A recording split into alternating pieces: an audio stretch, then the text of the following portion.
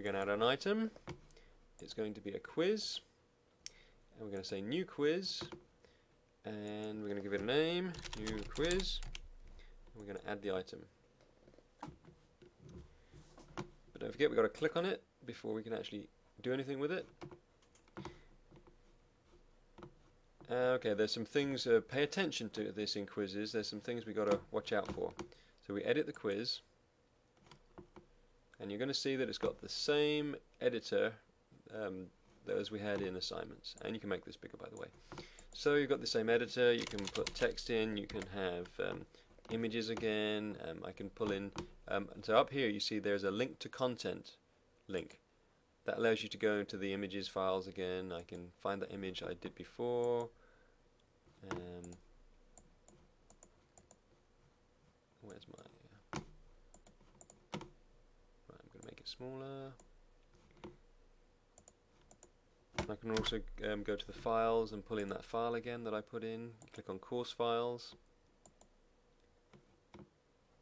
And there's that video again. Put it straight in there, even though it's not functioning. Don't know why. Oh, I don't think it can play WMV files, but students can download it at least. Then you can upload more if you want. You can put links in. We never use links so far, but files and images we do use. But anyway, you can go back to the quiz options, and be wary of this. We typically do not want practice quizzes. We want graded quizzes. So you call it graded quiz, and you've got these options. Sometimes you shuffle answers. That's if students are going to do the test multiple times. You can give them a time limit. Let's say 2 minutes. You can sometimes allow multiple attempts, and you can decide whether you want to keep the highest or the latest score. Limit to maybe 2 attempts. Require an access code. We do that if we're doing tests. The access code is my access 123, whatever it is. You give it a due date.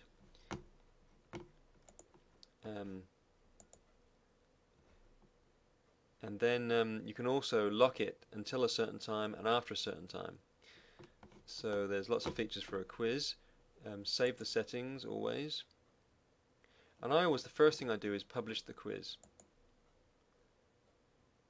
And then we're going to come back in and edit again. But it's published.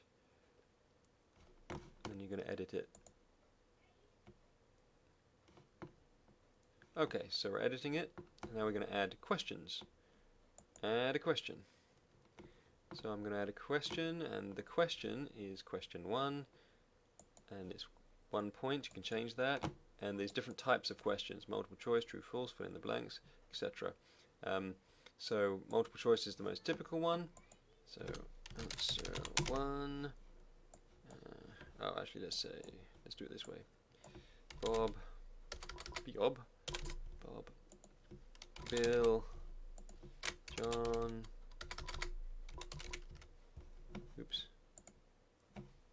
Mike, and the question is, what is my name?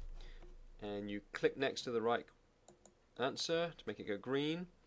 Now you can also, at the end of this question, you can type in, if they got it right, you can give them some comments. Please don't do the great job thing. I think that's really corny. No. Delete it. But it is helpful to put wrong answers when they get it wrong, so they can learn from it. So you say, actually, my name is Mike. And then you click update the question.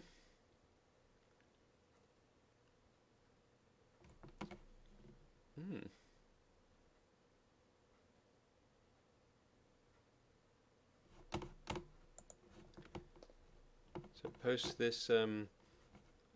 And sometimes things fail, so you just have to edit and do it again. But anyway, so to edit this question, I want to show you again that the actual, so you can see that the test, there's these materials before you take the quiz, but then in the quiz itself you can actually put video.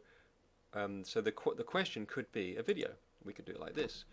I could record my webcam, and I could say, the question is, what is my name?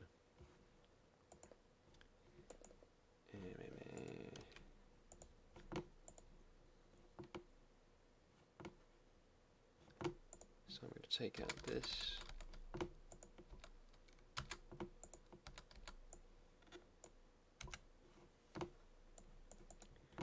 Ah, that's an interesting little glitch there. Don't know why that's happening. So let's save it.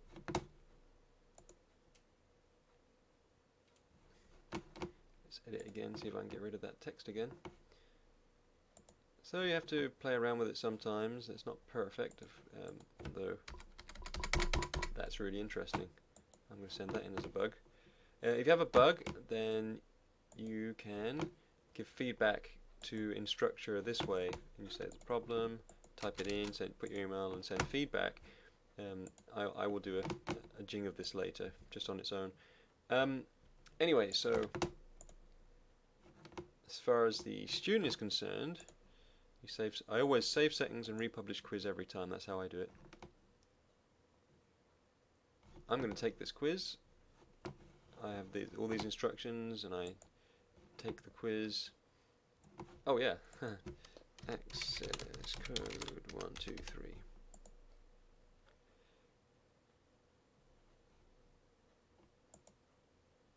I can't remember what it was.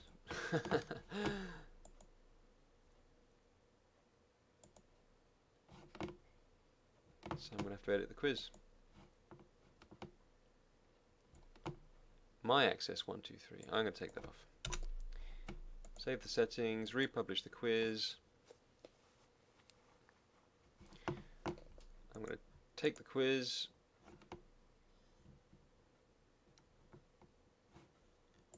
And I'm going to play the question. The question is, what is my name? I'm going to get it wrong. Submit the answers.